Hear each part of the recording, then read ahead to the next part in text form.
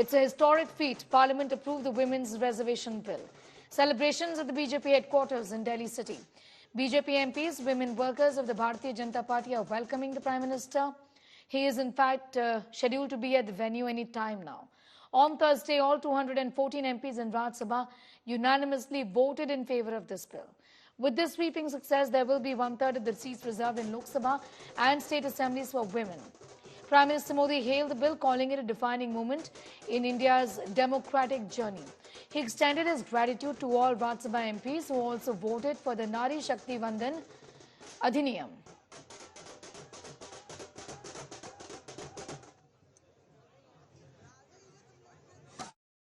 मैं सभी माननीय सांसदों ने अपनी बात के प्रारंभ में तो पहले ही कहा है कि हम इसका समर्थन करते हैं और इसके लिए मैं सबका हृदय से अभिनंदन करता हूं,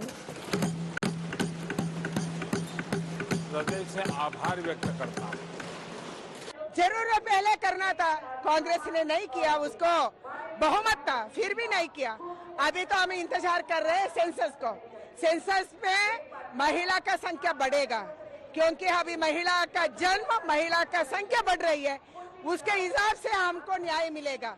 एंड महिला का सेंसस, सबका सेंसस होने के बाद, डिलिमिटेशन होने के बाद हमको ज्यादा हिस्सा मिलेगा, वो हम इंतजार कर रहे हैं।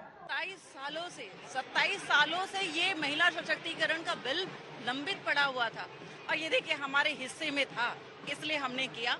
और मुझे कहते हुए बड़ी खुशी की अनुभूति हो रही है कि ये हमारे देश के नेतृत्व के हिस्से में था, जिन्होंने इस देश को चांद पर पहुंचाया, जिन्होंने इस देश में स्वतंत्रता के नए प्रतीक नए संसद भवन में नई इबारत लिखी।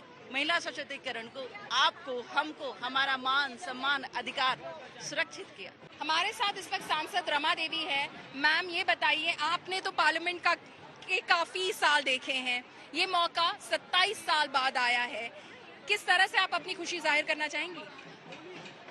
जो ये महिलाएं खुशी जाहिर कर रही है उसी में हम भी सम्मिलित, और हम समझते हैं कि इन लोगों को फायदा होगा जो बरसों से तपस्या कर रही थी कि महिला को अधिकार मिले, जो कम से कम लोकसभा राज्यसभा में जाए, उसको अपना हिस्सा होना चाहिए।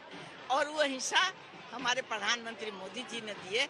उनका दिल महान है, सोच महान है, विचार।